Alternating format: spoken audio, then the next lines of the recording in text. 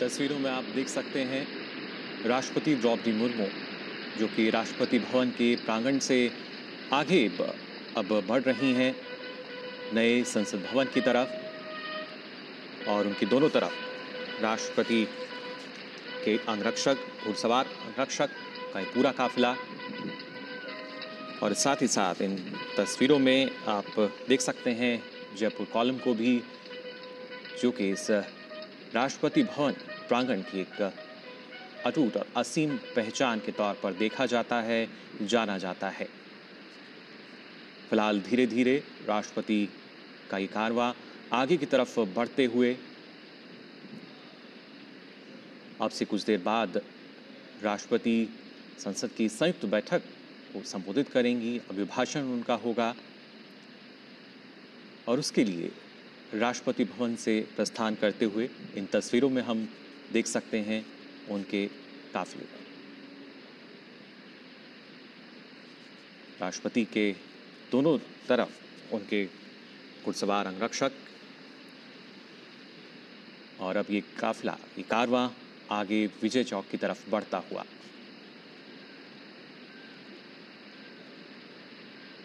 राष्ट्रपति भवन से कुछ दूरी पर नए संसद भवन, जहां अब से कुछ देर बाद पहुंचेंगी राष्ट्रपति द्रौपदी मुर्मू। और आप देख सकते हैं इन तस्वीरों में भी दूर तक जो नजर जा रही है वो भारत की पहचान के तौर पर देखा जाता है। राष्ट्रपति भवन या जो इंडिया गेट की हम बात करें,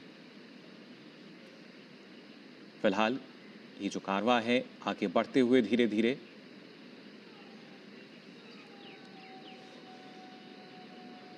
इन तस्वीरों में लगातार आपको हम दिखा रहे हैं कैसे राष्ट्रपति का जो कारवां है वो धीरे धीरे नए संसद भवन की तरफ बढ़ रहा है।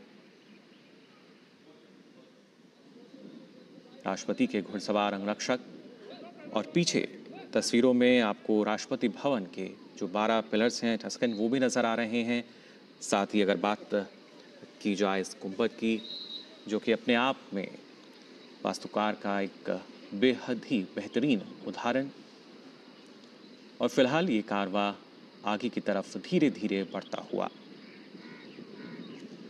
जयपुर स्तंभ फिलहाल हम देख रहे थे इन तस्वीरों में भी, और ख़ासतौर से अगर बात की जाए राष्ट्रपति के जो अंगरक्षक हैं, जो कि भारतीय सेना की सबसे पुरानी रेजिमेंट, और ये अपने आप में बेहद सुंदर तस्वीर हमारे सामने राष्ट्रपति भवन की, जिसमें हम देख सकते हैं जयपुर स्तंभ को, उसके साथ साथ राष्ट्रपति भवन के इस गुंबद को, सेंट्रल डोम की अगर बात की जाए,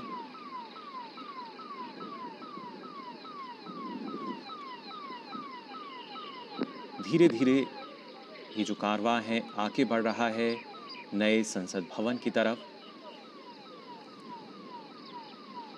राष्ट्रपति द्रौपदी मुर्मू, हमने देखा जब राष्ट्रपति भवन से उन्होंने प्रस्थान किया, उससे पहले राष्ट्रपति के जो अंगरक्षक हैं उन्होंने राष्ट्र सैल्यूट उनको दिया, और फिर ये कारवां राष्ट्रपति भवन से बाहर आकर आगे की तरफ धीरे धीरे बढ़ता हुआ हम देख सकते हैं। संसद की संयुक्त बैठक को संबोधित करने के लिए राष्ट्रपति द्रौपदी मुर्मू जो हैं राष्ट्रपति भवन से प्रस्थान कर चुकी हैं। उनके साथ उनके घुड़सवार अंगरक्षक, और अब से कुछ देर बाद करीब 11 बजे माना जा रहा है कि जो भाषण होगा उनका,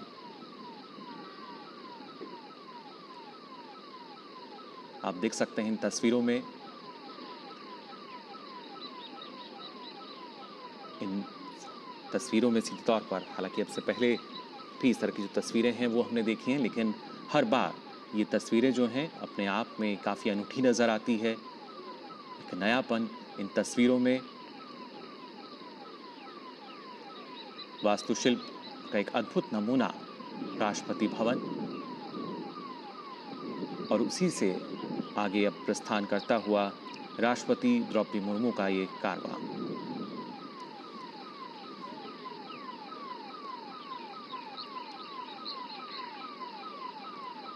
साथ ही साथ मौजूद हैं उनके जो अंगरक्षक हैं, और उससे पहले हमने देखा था जब राष्ट्रपति द्रौपदी मुर्मू जो राष्ट्रपति भवन की करीब 31 आलीशान सीढ़ियाँ हैं उनसे उतरते हुए, साथ में उनके सैन्य सचिव पीछे थे, जबकि एडीसी आगे चल रहे थे, और अब ये जो कारवां है लगातार आगे की ओर बढ़ रहा है, विजय चौक की तरफ और फिर नए संसद भवन की तरफ।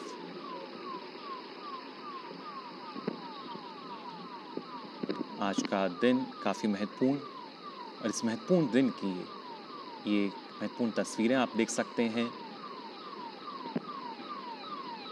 विजय चौक पर पहुंचा है राष्ट्रपति द्रौपदी मुर्मू का एक कारवां, जो कि अब लगातार आगे की ओर बढ़ रहा है। धीरे धीरे प्रस्थान राष्ट्रपति कर रही हैं नए संसद भवन की तरफ। अब से कुछ देर बाद उनका अभिभाषण होगा।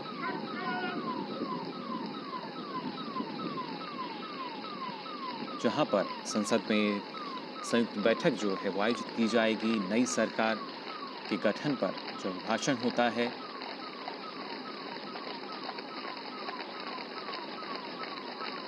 फिलहाल इन तस्वीरों में आप देख सकते हैं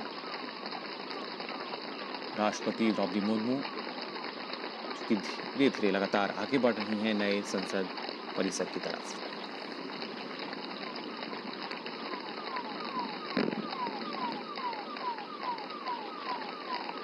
अपने आप में काफ़ी मनमोहक ये तस्वीरें, और ख़ास तौर से जिस तरीके से जो मौसम है वो भी आज खुशगवार नज़र आ रहा है।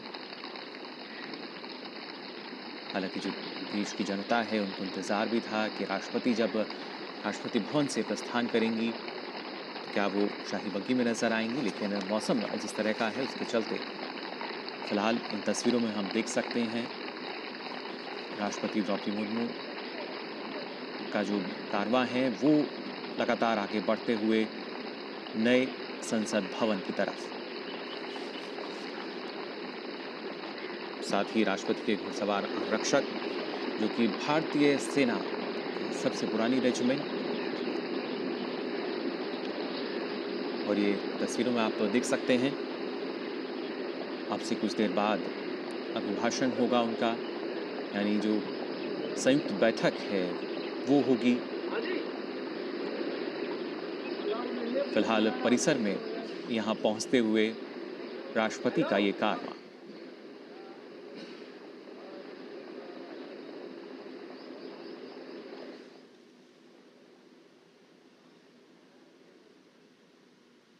इन तस्वीरों में आप देख सकते हैं राष्ट्रपति भवन से जब प्रस्थान किया था और अब संसद भवन में प्रवेश कर चुकी हैं। फिलहाल जो परिसर है इसमें राष्ट्रपति द्रौपदी मुर्मू।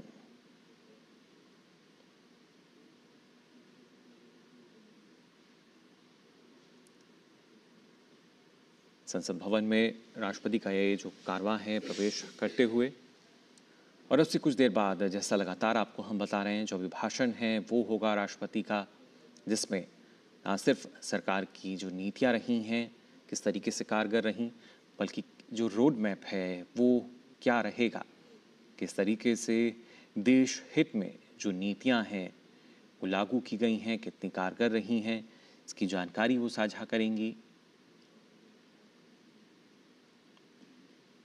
फिलहाल उनके अंगरक्षकों का ये काफिला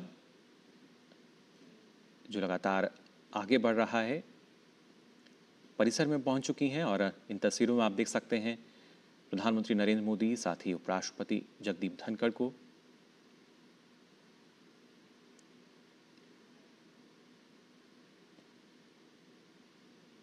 और अब राष्ट्रपति द्रौपदी मुर्मू भी संसद भवन परिसर में पहुंच चुकी हैं।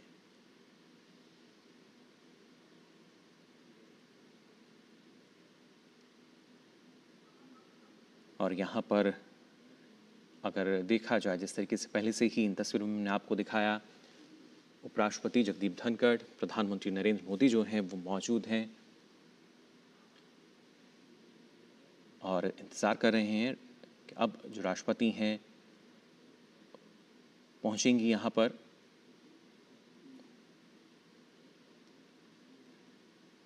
संसद भवन परिसर ये, जहां राष्ट्रपति का जो कारवां है वो पहुंच चुका है।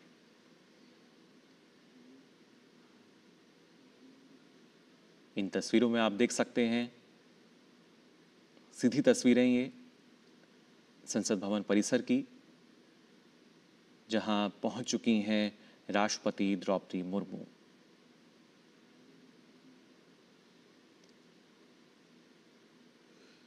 और उसके बाद संयुक्त बैठक को संबोधित करेंगी। दोनों सदनों के जो सदस्य हैं उनकी संयुक्त बैठक, अभिभाषण उनका होगा अब से कुछ देर बाद।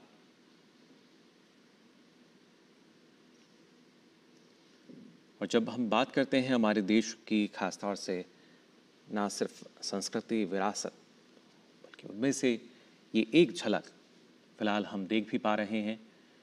जो राष्ट्रपति का काफिला है वो अब फिलहाल संसद भवन परिसर में है।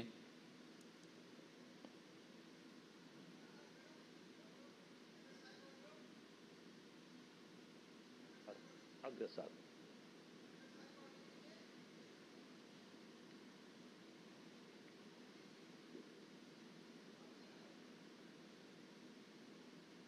ये राष्ट्रपति का वाहन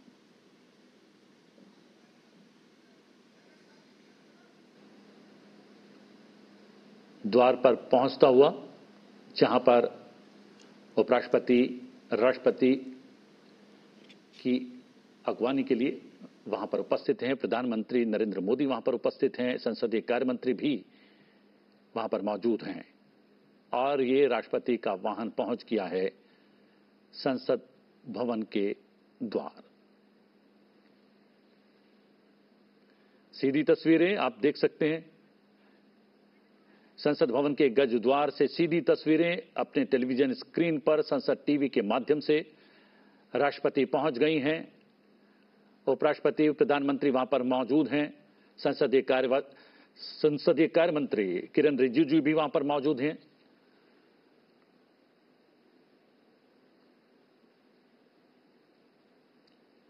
और राष्ट्रपति अपने वाहन से बाहर आए। उपराष्ट्रपति, प्रधानमंत्री, लोकसभा अध्यक्ष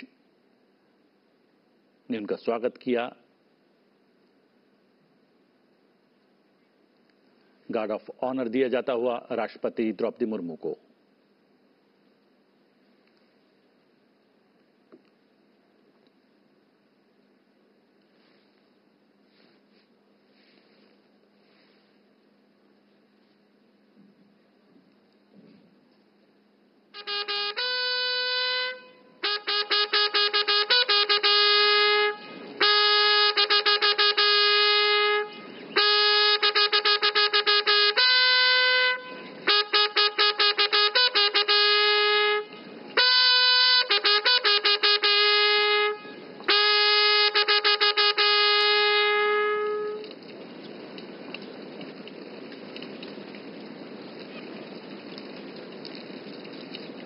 सलामी के पश्चात राष्ट्रपति संसद भवन के भीतर जाती हुई उपराष्ट्रपति जगदीप धनखड़, प्रधानमंत्री नरेंद्र मोदी, लोकसभा अध्यक्ष ओम बिरला, संसदीय कार्य मंत्री किरण रिजिजू साथ में उपस्थित। और ये ऐतिहासिक सेंगोल, जी हां, पारंपरिक राजदंड सेंगोल की अगुवाई में निचले सदन यानी लोकसभा के कक्ष तक जाएंगी राष्ट्रपति द्रौपदी मुर्मू। ऐतिहासिक क्षण, ऐतिहासिक पल, ऐतिहासिक तस्वीरें सीधे संसद टीवी पर।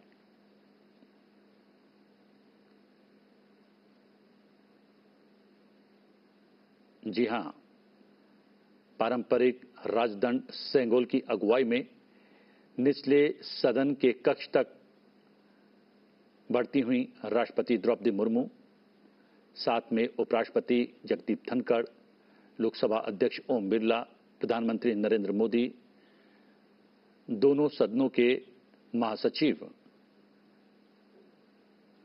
धीरे धीरे कदम लोकसभा की ओर बढ़ते हुए।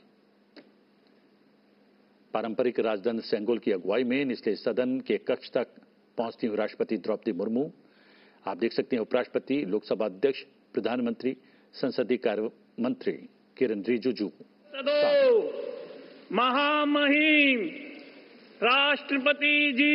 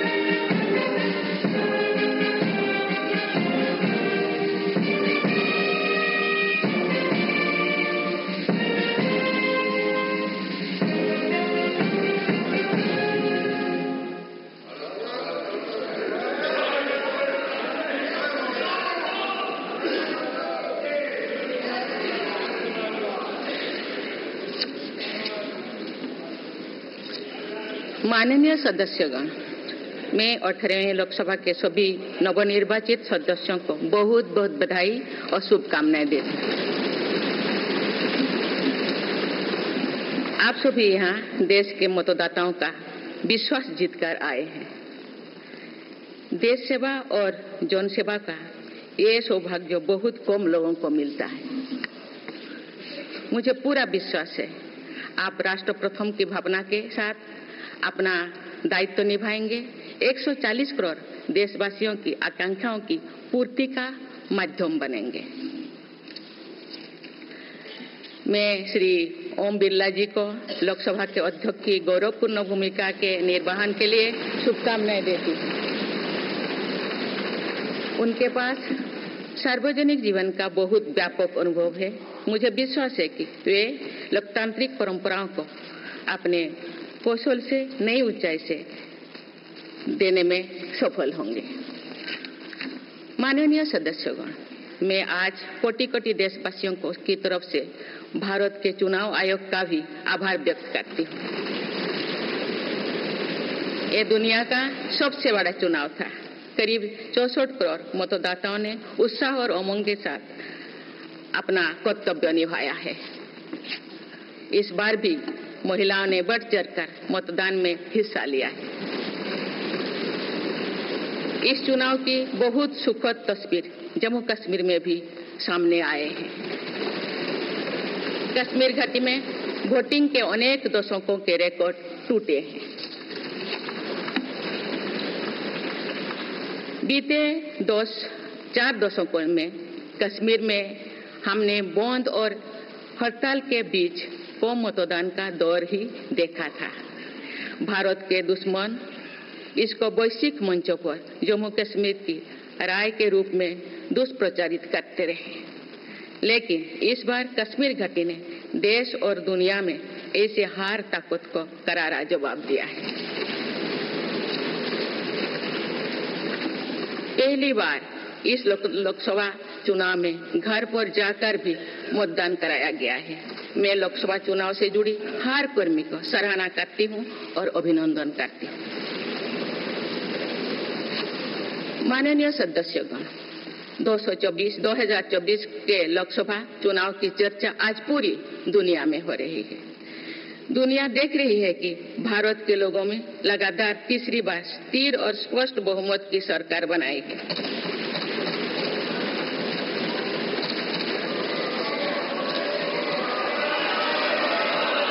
6 दशक बाद ऐसा हुआ है। 6 दशक बाद ऐसा हुआ है। ऐसा समय में जो भारत के लोगों की आकांक्षाएं सर्वोच्च स्तर पर है, लोगों ने मेरी सरकार पर लगातार तीसरी बार भरोसा जताया है।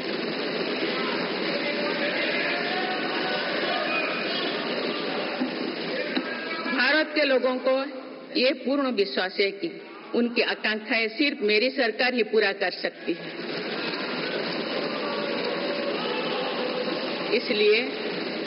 इसलिए 2024 का ये चुनाव नीति, नियत, निष्ठा और निर्णयों पर विश्वास का चुनाव रहा है। मजबूत और निर्णायक सरकार में विश्वास, सुशासन, स्थिरता और निरंतरता में विश्वास, ईमानदारी और कड़ी मेहनत में विश्वास, सुरक्षा और समृद्धि में विश्वास, सरकार की गारंटी और डिलीवरी पर विश्वास, विकसित भारत के संकल्प में विश्वास।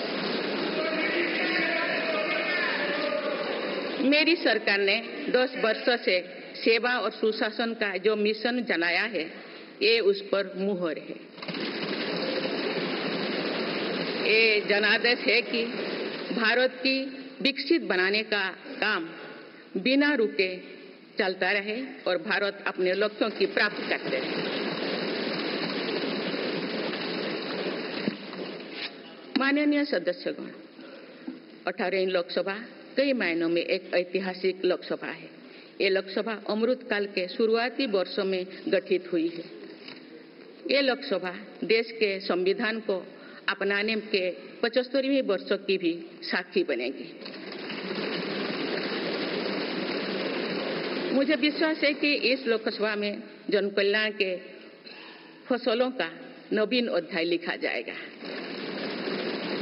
आगामी सत्रों में मेरी सरकार अपने इस कार्यकाल का पहला बजट पेश करने जा रही है। ये बजट सरकार की दूरगामी नीतियों और फ्यूचरिस्टिक विजन का एक प्रभावी दस्तावेज होगा। इस बजट में बड़े आर्थिक और सामाजिक निर्णयों के साथ ही अनेक ऐतिहासिक कदम भी देखने को मिलेंगे।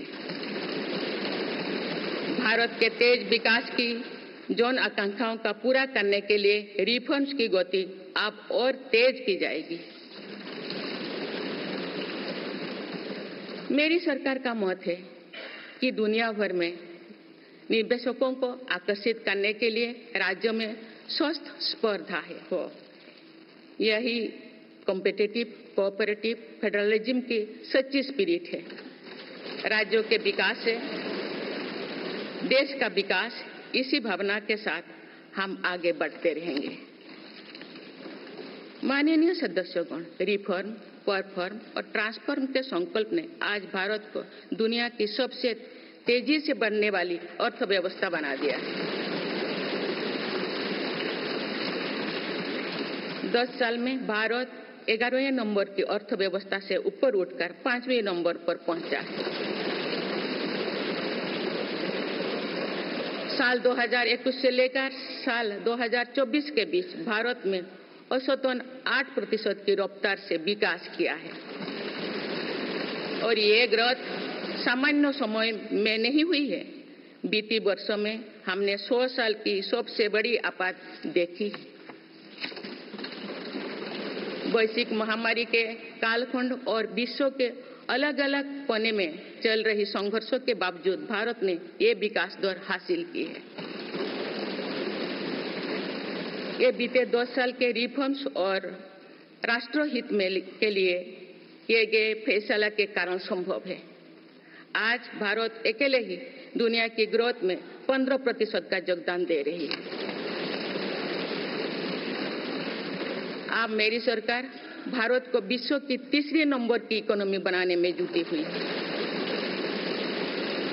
इस लक्ष्य की प्राप्ति विकसित भारत की नींव को भी मजबूत करने में के काम करेगी।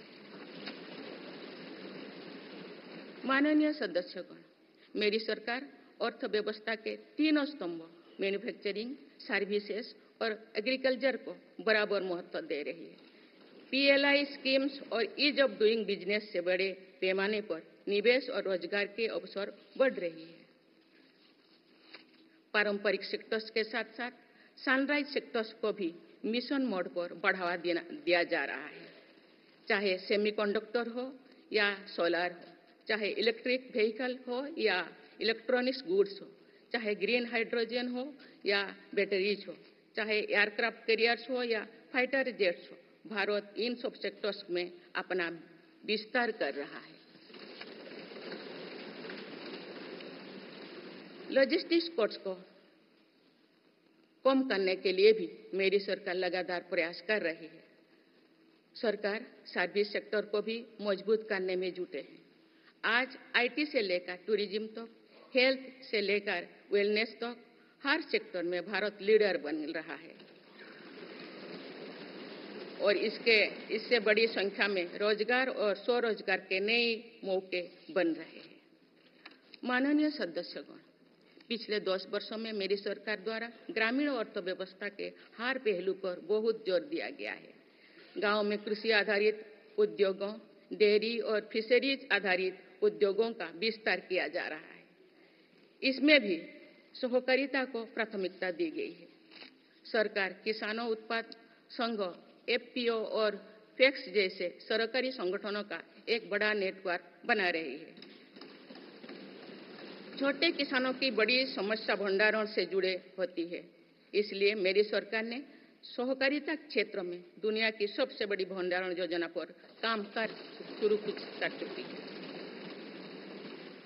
किसान अपने छोटे खर्चे पूरे करने के लिए इसके लिए पीएम किसान सम्मान निधि के तहत उन्हें 3,20,000 करोड़ रुपये से ज्यादा राशि दे सकते।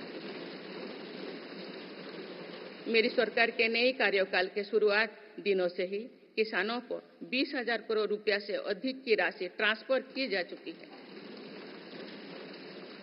सरकार ने खरीफ फसलों के लिए एमएसपी में भी रिकॉर्ड वृद्धि की है।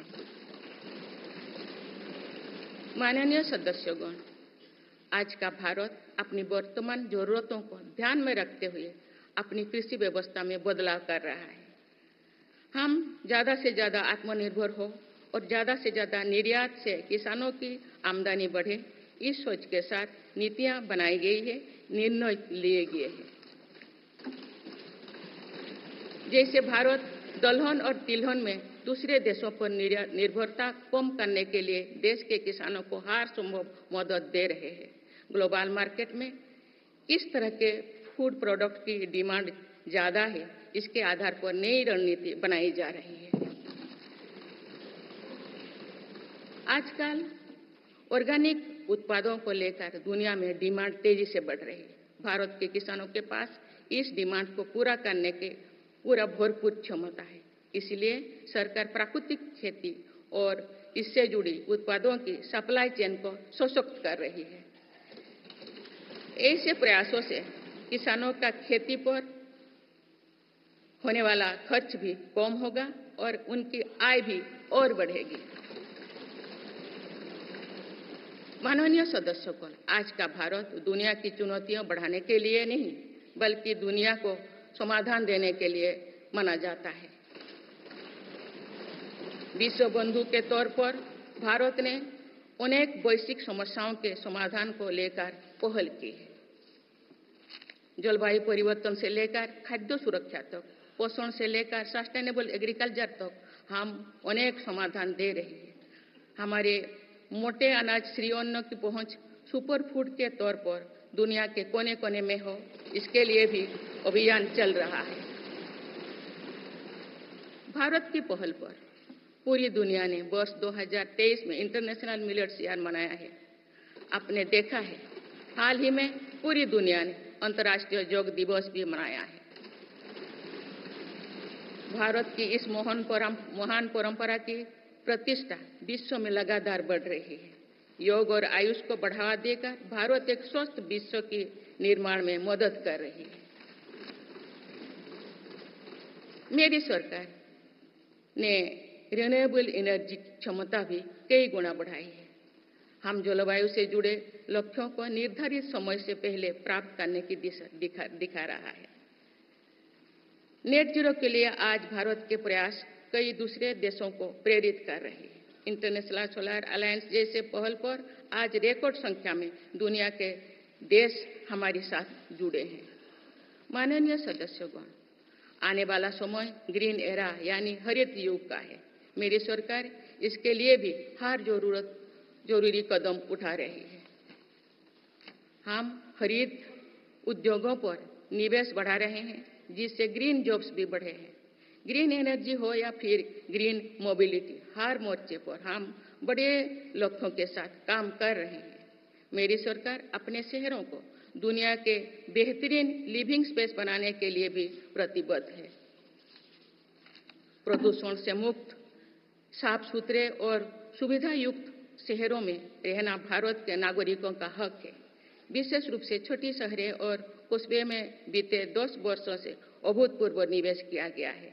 भारत में आज दुनिया का तीसरे सबसे बड़ा डोमेस्टिक एविएशन मार्केट है। अप्रैल 2014 में भारत में सिर्फ 209 एयरलाइन रूट्स थे। अप्रैल 2024 में इनकी संख्या बढ़कर 605 हो गया है। हवाई यात्रा में हो रहे इस विस्तार का सीधा लाभ टियर 2, टियर 3 शहरों को हो रहा है। 10 वर्षों में देश के 21 शहरों तक मेट्रो सुविधाएं पहुंची है। वंदे मेट्रो जैसे कई योजनाएं पर काम चल रही है। भारत का पब्लिक ट्रांसपोर्ट दुनिया में बेहतरीन हो, इस लक्ष्य के साथ मेरी सरकार काम कर रही है।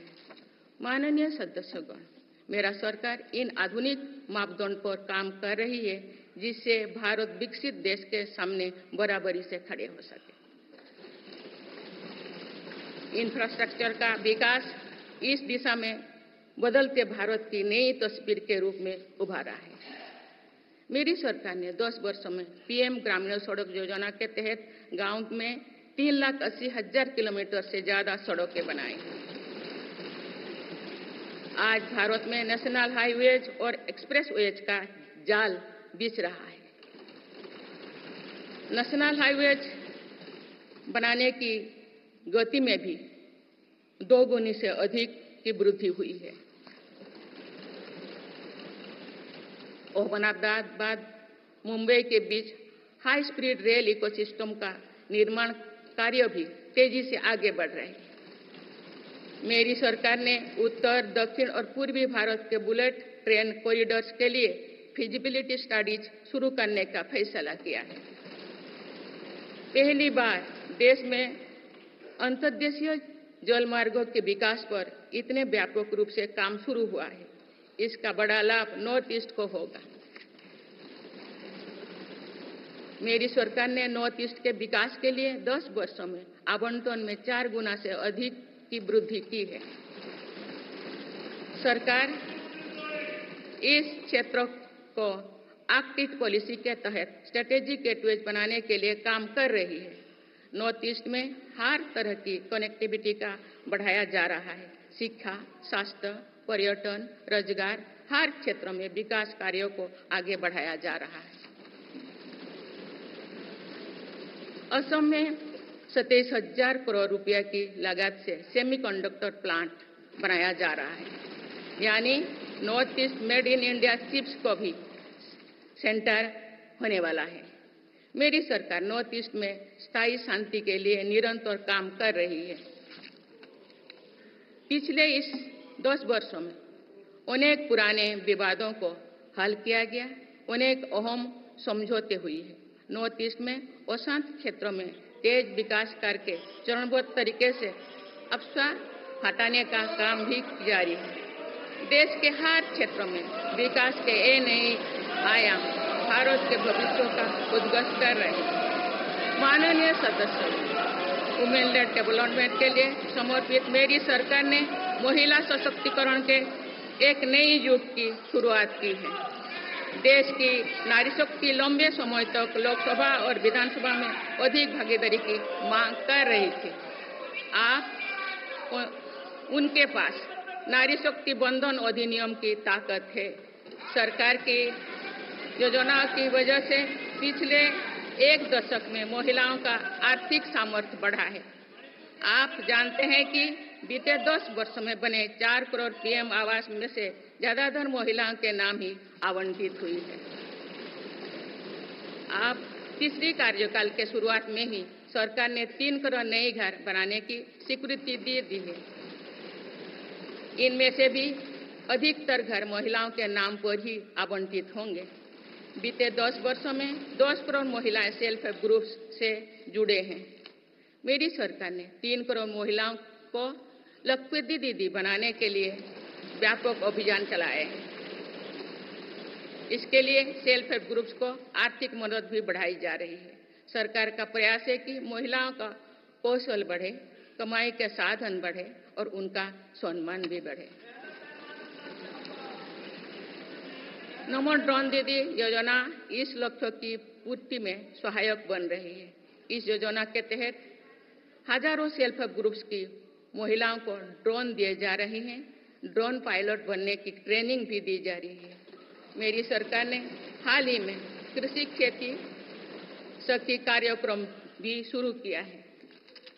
इसके तहत अभी तक सेल्फ हेल्प ग्रुप्स की 30,000 महिलाओं को कृषि सखी के रूप में प्रमाण पत्र दिए गए हैं। कृषि सखियों को आधुनिक खेती की टेक्निक में प्रशिक्षण किया जा रहा है ताकि वे कृषि को और आधुनिक बनाने में किसानों की मदद कर सकें।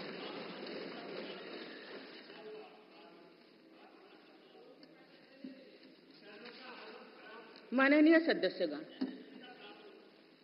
मेरी सरकार का ये भी प्रयास है कि महिलाएं अधिक से अधिक बचत कर सके। बैंक खातों में जमा राशि पर बेटियों को ज्यादा ब्याज देने वाला सुकन्या समृद्धि योजना की लोकप्रियता से हम परिचित हैं। मुफ्त राशन और सस्ते गैस सिलेंडर की योजना से महिलाओं को बहुत लाभ हो रहा है।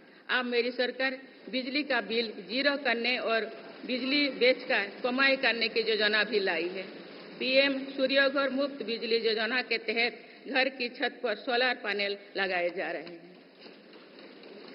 इसके लिए मेरी सरकार प्रति परिवार 78,000 रुपया तक की मदद कर रही है। इतने कम समय में 1 करोड़ से ज्यादा परिवार इन योजना में रजिस्टर कर चुके हैं। जिन घरों में सोलर पैनल लग चुके हैं, अब वहां बिजली का बिल जीरो हो गया है।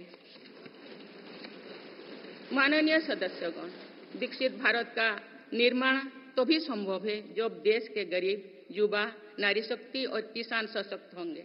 इसलिए मेरी सरकार की योजनाओं में सर्वोच्च प्राथमिकता इन्हीं 4 स्तंभों को दी जा रही है। हमारी कोशिश इन तो हर सरकारी योजना का लाभ पहुंचाने की है और यही सैचुरेशन को की अप्रोच भी है। जो भारत इस इच्छा शक्ति के साथ काम कर रही है कि सरकारी योजना से एक भी व्यक्ति छूटे नहीं, तो इसका लाभ सभी को होता है। सरकार की योजनाओं एवं सैचुरेशन अप्रोच के कारण ही 10 वर्षों में 25 करोड़ भारतीय गरीबी से बाहर निकले।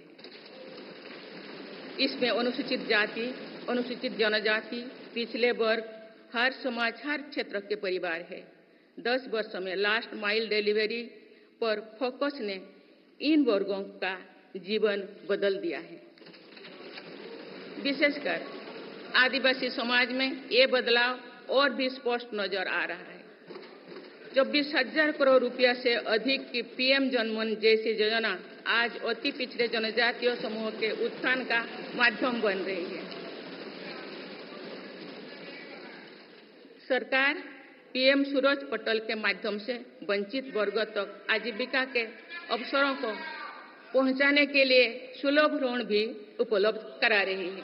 मेरी सरकार दिव्यांग भाइयों और बहनों के लिए किफायती और स्वदेशी सहायक उपकरण विकसित कर रही है। देश भर में प्रधानमंत्री दिव्यांशा केंद्रों का भी विस्तार किया जा रहा है। वंचितों की सेवा का ये संकल्प भी सच्चा सामाजिक न्याय है। माननीय सदस्यगण, देश की श्रम शक्ति के सम्मान के लिए श्रमिक बंधुओं का कल्याण और सशक्तिकरण मेरी सरकार की प्राथमिकता है। मेरी सरकार श्रमिकों के लिए सामाजिक सुरक्षा योजनाओं को एकीकृत कर रही है। डिजिटल इंडिया तथा डाकघरों के नेटवर्क का उपयोग करके दुर्घटना और जीवन बीमा के कवरेज को बढ़ाने का काम हो रहा है। पीएम स्वनिधि का विस्तार किया जाएगा और ग्रामीणों और सेमी अर्बन क्षेत्रों के रेहड़ी पटरी वाले भाइयों बहनों को भी इसके दायरे में लाया जाएगा। माननीय सदस्यगण, बाबा साहेब डॉक्टर भीमराव अंबेडकर का मानना था कि किसी भी समाज की प्रगति समाज के निचले तबके की प्रगति पर निर्भर करती है। पिछले 10 वर्षों में राष्ट्र की उपलब्धियों और विकास का आधार गरीब का सशक्तिकरण रहा है। मेरी सरकार ने पहली बार गरीब को ये एहसास करवाया कि सरकार उनकी सेवा में है। कोरोना के कठिन समय में सरकार ने 80 करोड़ लोगों को मुफ्त राशन देने के लिए पीएम गरीब कल्याण अन्न योजना शुरू की।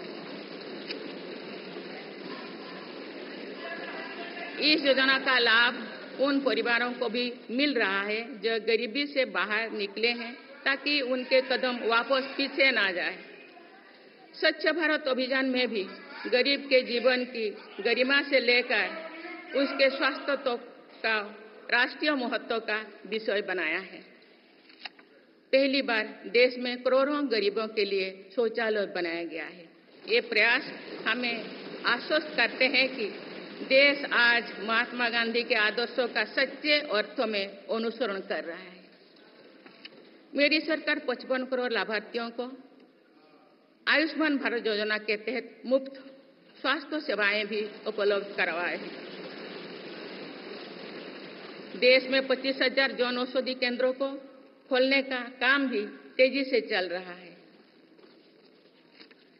आप इस क्षेत्र में सरकार एक और निर्णय लेने जा रही है। आप आयुष्मान भारत योजना के तहत मुफ्त इलाज का लाभ 70 वर्षों से अधिक उम्र के सभी बुजुर्गों को भी मिलेगा।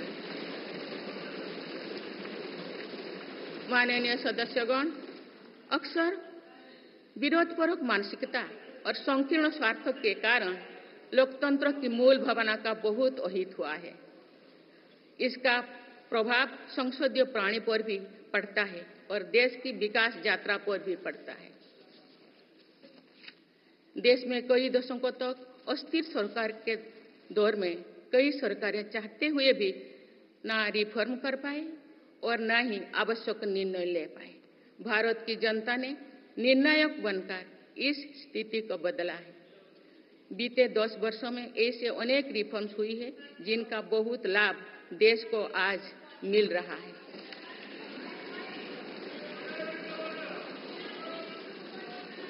जब ये रिफॉर्म्स किए जा रहे थे तो भी इनका विरोध किया गया था। नकारात्मकता फैसले की कोशिश की गई थी, लेकिन ये सारे रिफॉर्म्स समय की कसौटी पर खरे साबित हुए हैं। 2 साल पहले भारत के बैंकिंग सेक्टर को डूबने से बचाने के लिए सरकार ने बैंकिंग रिफॉर्म्स किए, आईबीसी जैसी कानून बनाए। आज इन्हीं रिफॉर्म्स ने भारत के बैंकिंग सेक्टर को दुनिया के सबसे मजबूत बैंकिंग सेक्टर में से एक बना लिया। हमारे सार्वजनिक क्षेत्रों के बैंक आज मजबूत और लाभदायक है।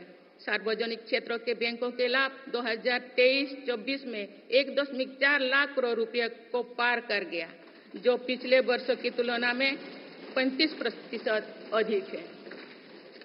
हमारे बैंकों की मजबूती उन्हीं ऋण आधार का विस्तार करने और राष्ट्र के आर्थिक विकास में योगदान करने के लिए सक्षम बनाती है।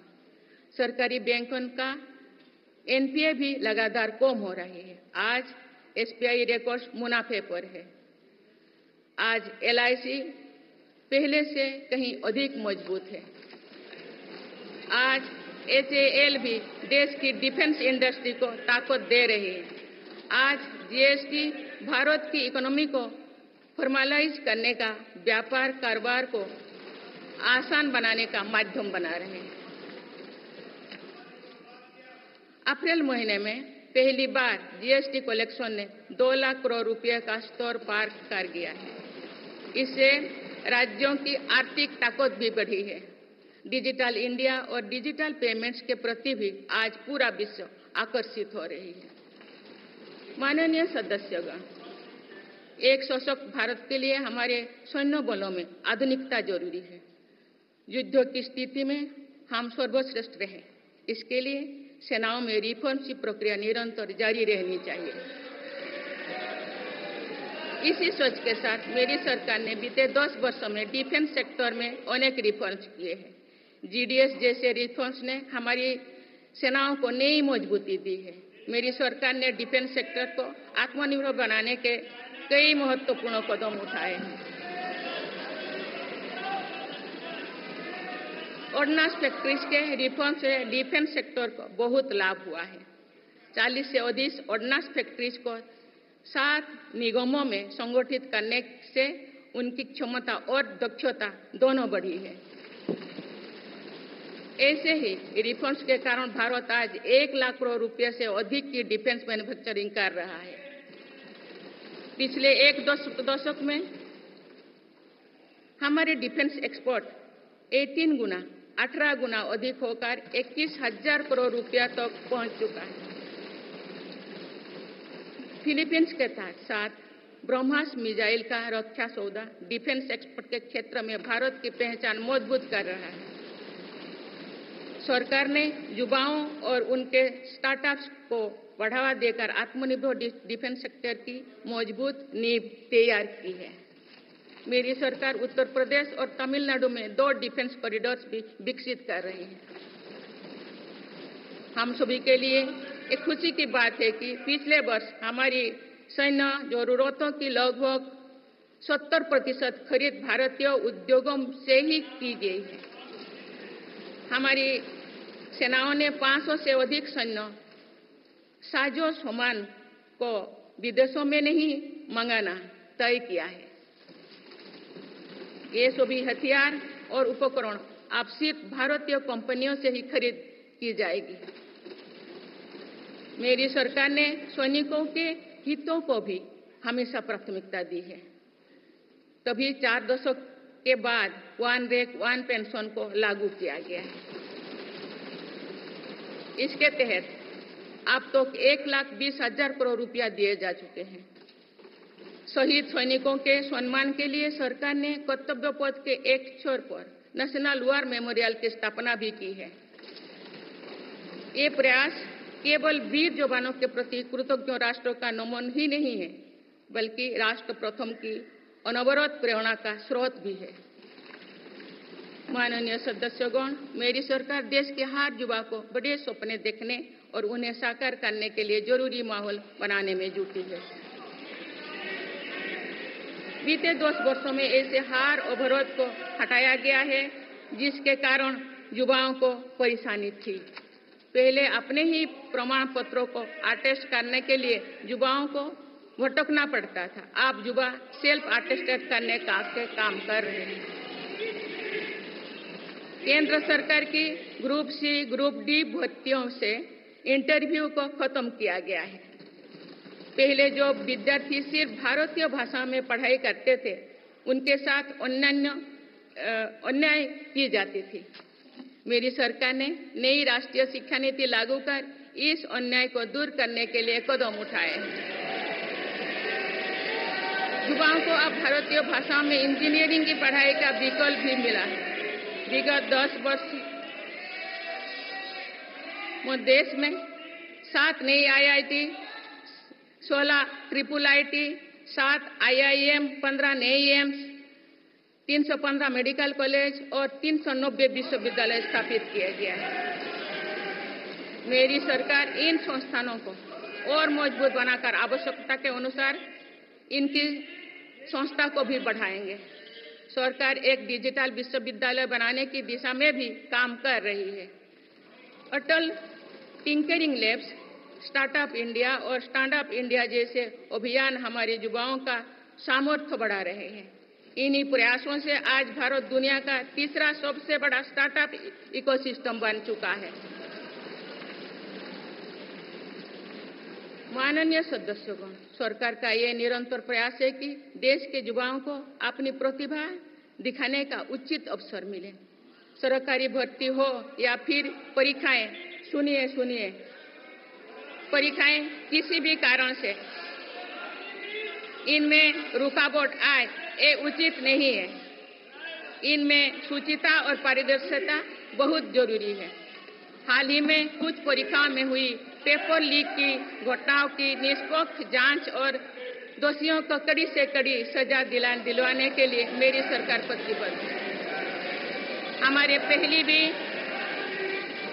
इससे पहले भी हमने देखा है कि कई राज्यों में पेपर लीक की घटनाएं होती रही है। इस पर दलीय राजनीति से ऊपर उठकर देशव्यापी ठोस उपाय करने की जरूरत है।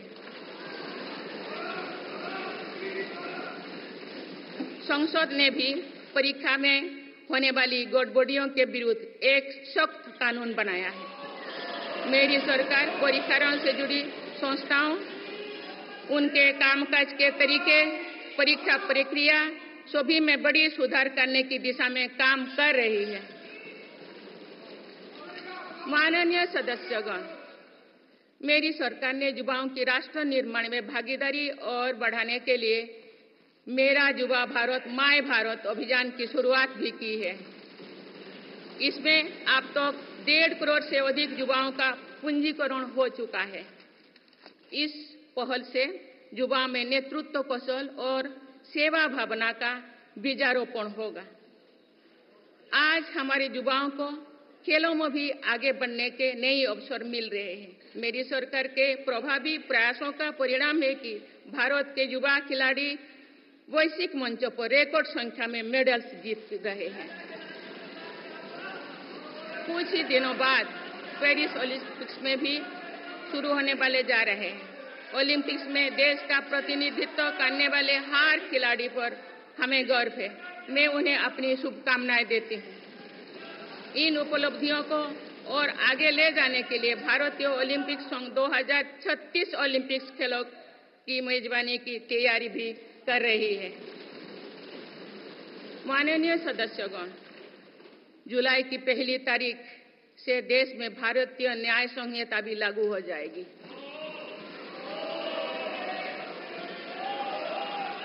अंग्रेजी राज में गुलामों को दौड़ देने की मानसिकता थी। दुर्भाग्य से आजादी के अनेक दशकों तक गुलामी के दौर की यही दंड व्यवस्था चलती रही। इसे बदलने की चर्चा अनेक दशकों से की जा रही थी, लेकिन ये साहस भी मेरी सरकार ने ही करके दिखाए हैं। अब दंड की जगह न्याय को प्राथमिकता होगी, जो हमारे संविधान की भी भावना है। इन नई कानूनों से न्याय प्रक्रिया में तेजी आएगी। आज जो देश अलग अलग क्षेत्रों में गुलामी की मानसिकता से मुक्त पा रहे हैं, तो ये उस दिशा में बहुत बड़ा कदम है और ये हमारे स्वतंत्रता सेनानियों की सच्ची श्रद्धांजलि भी है। मेरा सरकार ने सीएए कानून के तहत शरणार्थियों को नागरिकता देना शुरू कर दिया है। इससे बंटवारे से पीड़ित अनेक परिवारों के लिए सम्मान का जीवन जीना तय हुआ है। जिन परिवारों को सीएए के तहत नागरिकता मिली है, मैं उनके बेहतर भविष्य की कामना करती हूँ।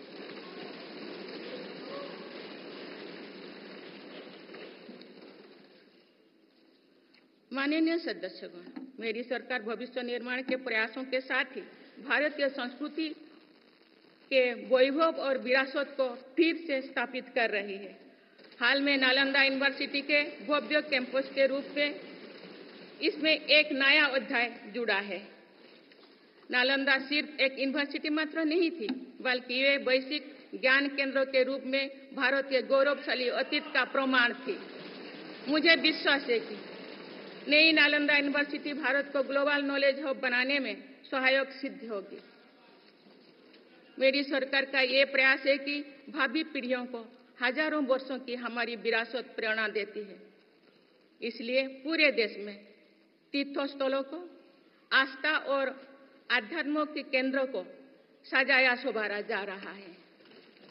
माननीय सदस्यगण, मेरी सरकार विकास के साथ ही विरासत पर भी उतना ही गर्व करते हुए काम कर रही है।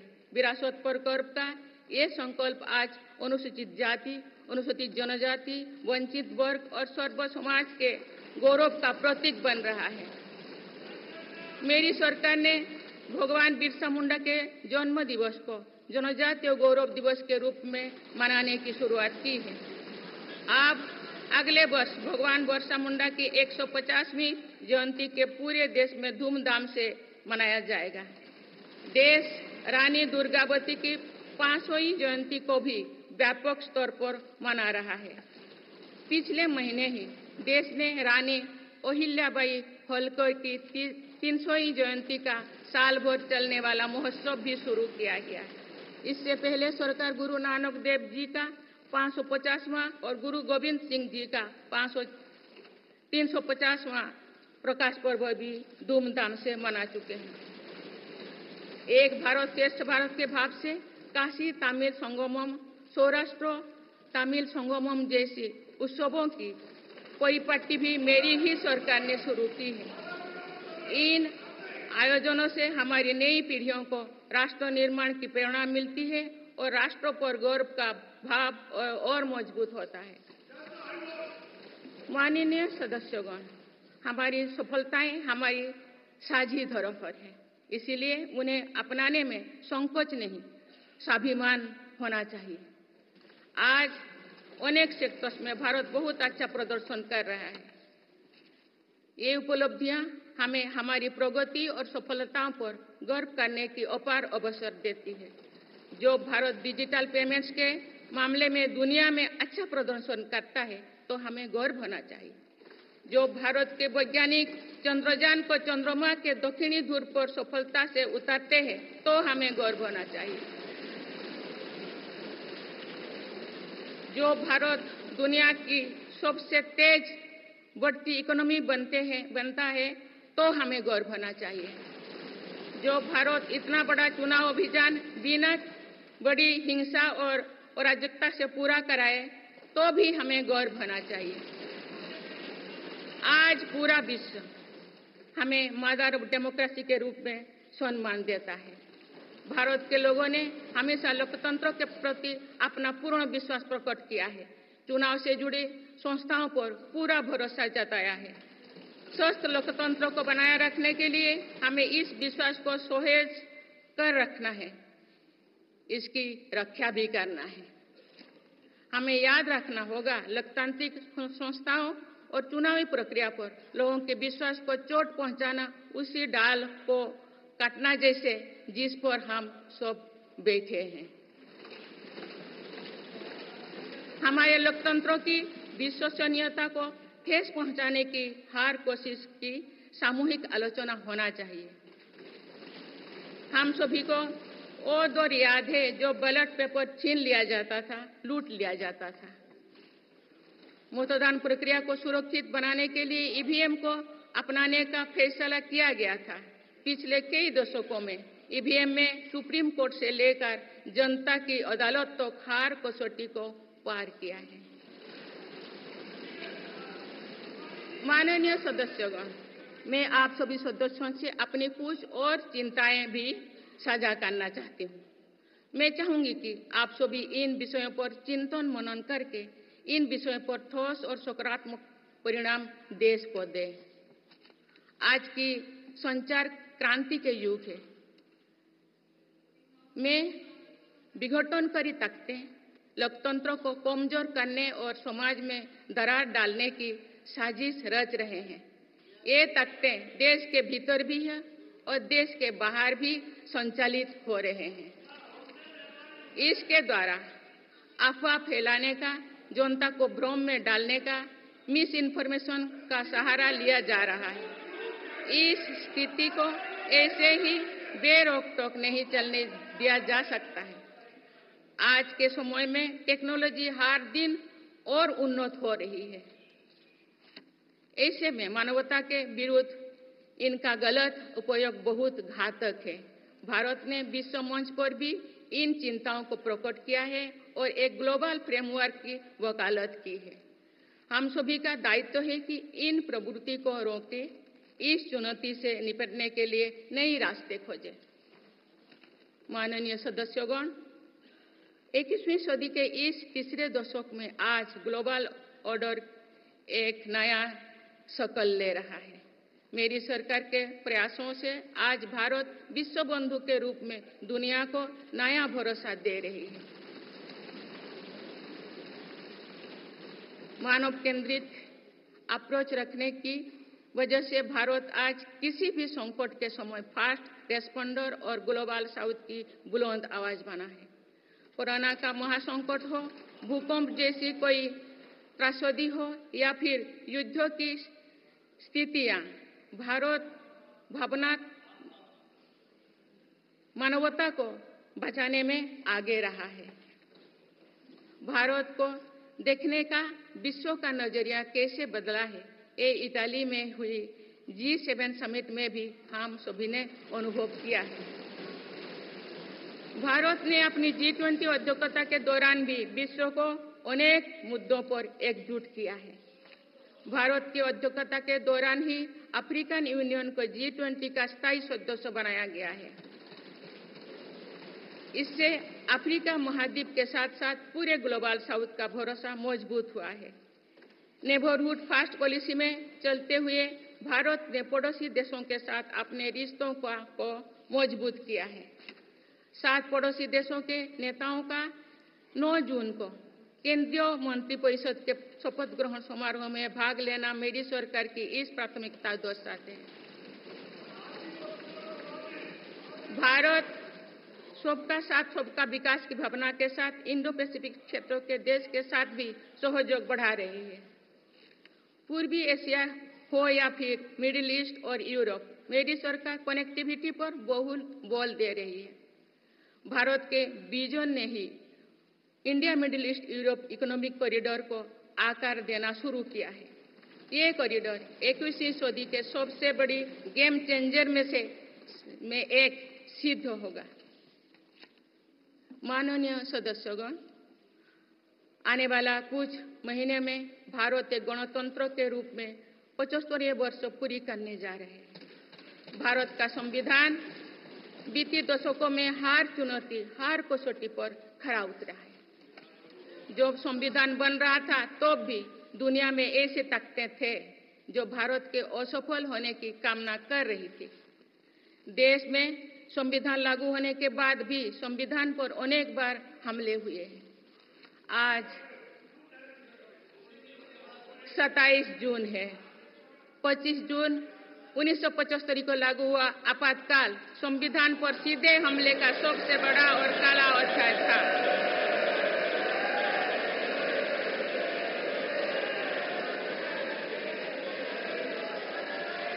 तो पूरे देश में हाहाकार मच गया था, लेकिन ऐसी असंवैधानिक ताकतों पर देश ने विजय प्राप्त करके दिखाया, क्योंकि भारत के मूल में गणतंत्र की परंपराएं रही है। मेरी सरकार भी भारत के संविधान को सिर्फ राजकाज का माध्यम भर नहीं मानती, बल्कि हमारा संविधान जन चेतना का हिस्सा हो, इसके लिए हम प्रयास कर रहे हैं। इसी ध्येय के साथ मेरी सरकार ने 26 नवंबर को संविधान दिवस के रूप में मानना शुरू किया है। अब भारत के उस भूभाग हमारे जम्मू कश्मीर में भी संविधान पूरी तरह लागू हो गया है, जहां आर्टिकल 370 की वजह से स्थितियां कुछ और थी। माननीय सदस्यगण, राष्ट्र की उपलब्धियों के निर्धारण इस बात से होता है कि हम अपने दायित्वों का निर्वहन कितनी निष्ठा से कर रहे हैं। 18 लोकसभा में कई नए सदस्य पहली बार संसदीय प्रणाली का हिस्सा बने हैं। पुराने सदस्य भी नए उत्साह के साथ आए हैं। आप सभी जानते हैं कि आज का समय हर प्रकार से भारत के लिए बहुत अनुकूल है। आने वाले वर्षों में भारत की सरकार और संसद का क्या निर्णय लेती है, क्या नीतियां बनाती है, इस पर पूरा विश्व की नजर है। इस अनुकूल समय का अधिक से अधिक लाभ देश को मिले, ये दायित्व सरकार के साथ साथ संसद के हर सदस्यों का भी होना चाहिए। पिछले 10 वर्षों में जो रिफॉर्म्स हुई है, जो नया आत्मविश्वास देश में आया है, इससे हम विकसित भारत बनाने के लिए नई गति प्राप्त कर चुके हैं। हम सभी को ये हमेशा ध्यान रखना है कि विकसित भारत का निर्माण देश के हर नागरिक की आकांक्षा है, संकल्प भी है। इस संकल्प की सिद्धि में अवरोध पैदा ना हो, ये हम सभी का दायित्व है भी, कर्तव्य भी है। नीतियों का विरोध और संसदीय कामकाज का विरोध दो भिन्न बातें हैं।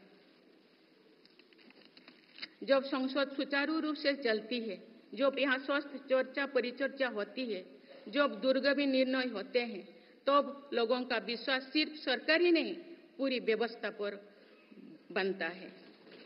इसीलिए मुझे भरोसा है कि संसद के पल पल का सदुपयोग होगा, जनहित को प्राथमिकता मिलेगा। माननीय सदस्यगण, हमारे वेदों में हमारे ऋषियों ने हमें कुछ नीति वाणी दिए हैं, जैसे कि समान मंत्र हो, समिति ही समानी की प्रेरणा दी है। अर्थात हम एक समान विचार और लक्ष्य लेकर एक साथ काम करें। यही इस संसद की मूल भावना है।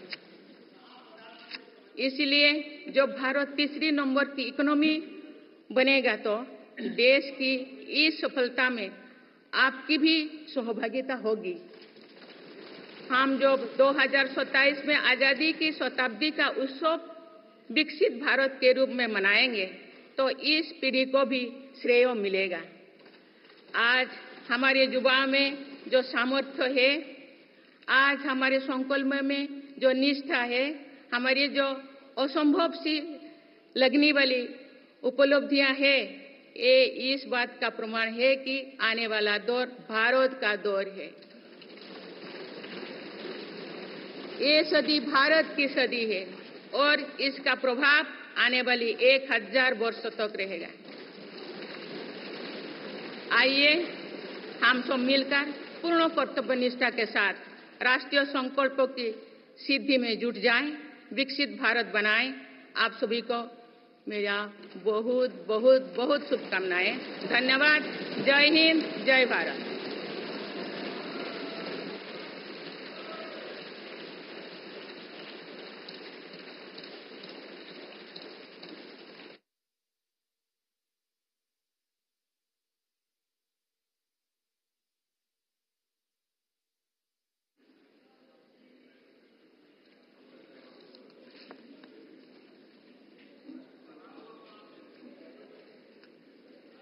Honorable President, honorable members, I seek to read some parts from the English version of Honorable President's address, and the rest may be considered as read. Honorable members, I extend my heartiest congratulations and best wishes to all the newly elected members of the 18th Lok Sabha. I wish Shri Om Birla Ji the very best for performing his exalted role as the Speaker of the Lok Sabha. Honorable members, I also express my gratitude to the Election Commission of India on behalf of crores of Indians today. This was the largest election in the world. The Kashmir Valley has broken all records of voter turnout in decades. Honorable members, the world is witnessing that the people of India have elected a stable government with clear majority consecutively for third term. Honorable members, this Lok Sabha will also witness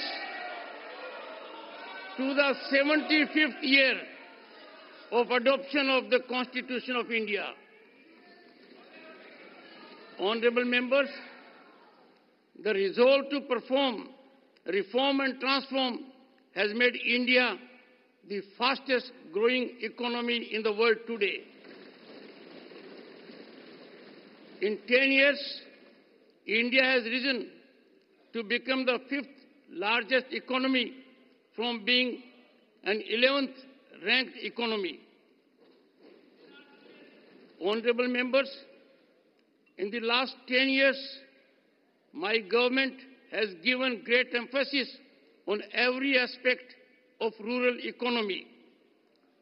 To enable farmers to meet their small expenses, more than rupees 3,20,000 crore have been disbursed to them under PM Kisan Samman Nidhi. Honorable members, the future belongs to Harit Yug or Green Era. My government has increased the allocation for the development of Northeastern region by more than 4 times in the last 10 years.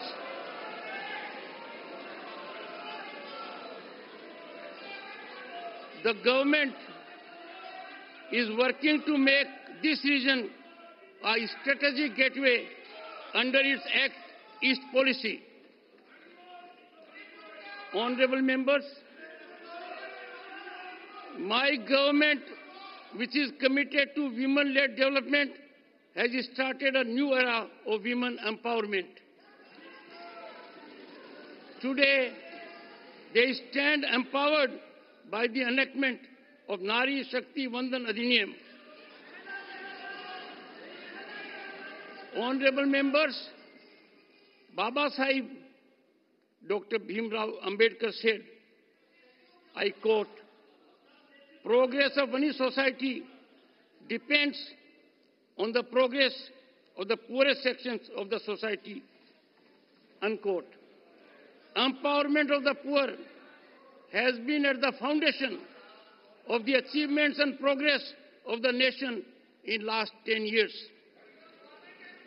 Honorable members, often due to adversarial mindset and narrow selfishness, the basic spirit of democracy has been greatly undermined.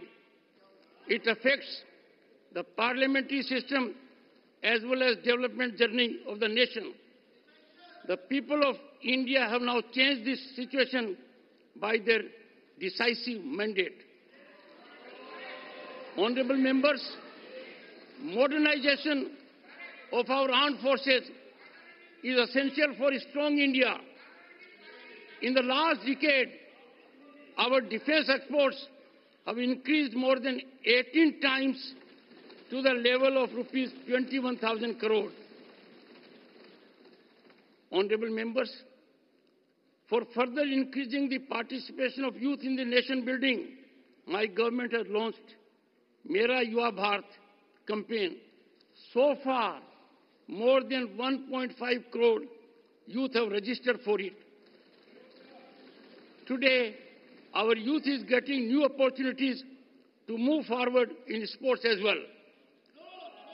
Due to effective efforts of my government, young Indian players are winning a record number of medals at global platforms. Honorable members, the Bharatiya Nyaya Samhita will come into force in the country from 1st of July. During the British regime, there was a mindset to punish the subjects. Now justice will get priority over punishment, which also conforms to the spirit of our Constitution. These new laws will speed up the judicial process. My government has started granting citizenship to refugees under the CA. Honorable members, the global order is taking a new shape in the third decade of 21st century. The way the world now reviews India was evident during the G7 summit held in Italy. India has brought the world together on various issues during her G20 presidency. Honorable members, in the ensuing few months, India is going to complete 75 years as a republic. The Constitution of India has stood up to every challenge and every test in the past decades. Even when the Constitution was in the making, there were forces in the world who wished India to fail. Even after the Constitution came into force, it was attacked many times. Today is 27th June. Imposition of emergency on 25th June 1975 was the biggest and darkest chapter of direct attack on the Constitution. The entire country felt outraged, but the country emerged victorious over such unconstitutional forces, as the traditions of the Republic lie at the core of India. My government also does not consider the Constitution of India as just a medium of governance. Rather, we are making efforts to ensure that our Constitution becomes a part of public consciousness. Now, the Constitution has also come into force fully in that part of India, our Jammu and Kashmir, where conditions were different due to Article 370. Honorable members, we all need to always remember that making India a developed nation is the aspiration and resolve of every citizen of the country. It is the responsibility of all of us to ensure that no obstacles come in the way of achieving this resolution. Opposition of policies and obstruction of parliamentary functioning are two different things. When Parliament conducts business smoothly, when healthy deliberations take place here, when far-reaching decisions are taken, then the people repose confidence not only in the government, but also in the entire system. Therefore, I am confident that every moment of Parliament will be fully utilized. Public interest will be given priority. Honorable members, this century is India's century, and its impact will last for 1,000 years to come. Let us all together, with full devotion to our duties, get actively involved in fulfilling national resolutions and make India a developed nation. Best wishes to all of you. Thank you. Jai Hind, Jai Bharat.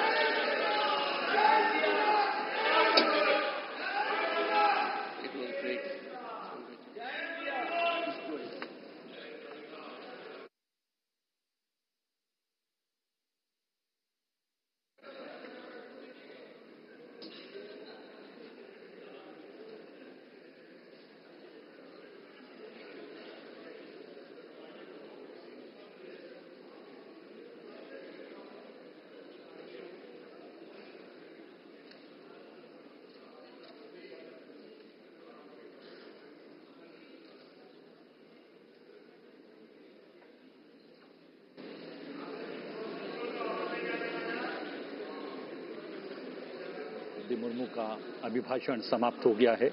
उन्होंने राज्यसभा लोकसभा के संयुक्त बैठक को संबोधित किया। 18वीं लोकसभा का ये उनका पहला अभिभाषण था। पारंपरिक सेंगोल के साथ उनका आगमन हुआ था और पवित्र पारंपरिक सेंगोल के साथ सदन से रवाना होती ही राष्ट्रपति द्रौपदी मुर्मू,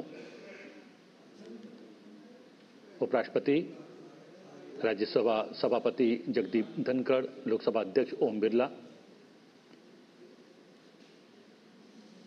साथ में प्रधानमंत्री नरेंद्र मोदी, संसदीय कार्य मंत्री भी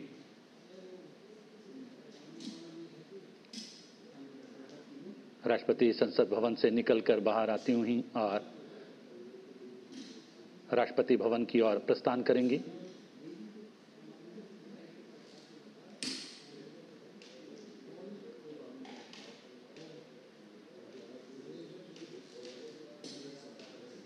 आगे आगे पारंपरिक पवित्र सेंगोल, राष्ट्रपति के अंगरक्षक राष्ट्रपति द्रौपदी मुर्मू, उपराष्ट्रपति और राज्यसभा सभापति जगदीप धनखड़, लोकसभा अध्यक्ष ओम बिरला, प्रधानमंत्री नरेंद्र मोदी और संसदीय कार्य मंत्री और दोनों सदनों के सेक्रेटरी जनरल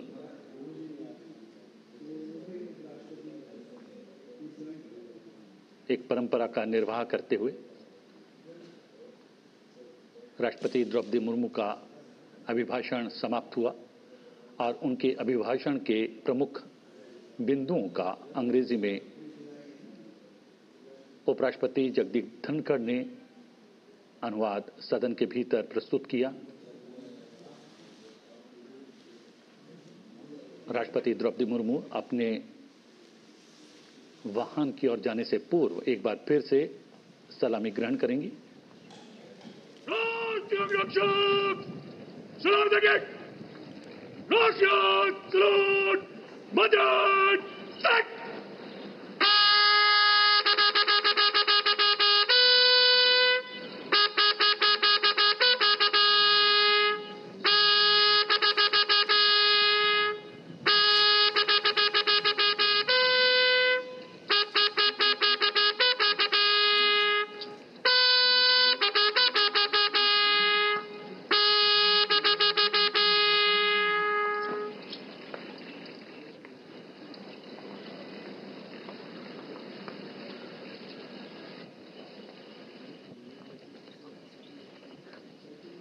जहां राष्ट्रपति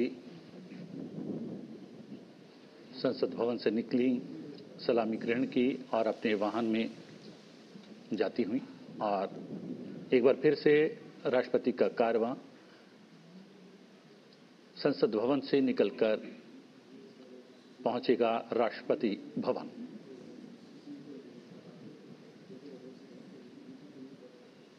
भारत की लोकतांत्रिक व्यवस्था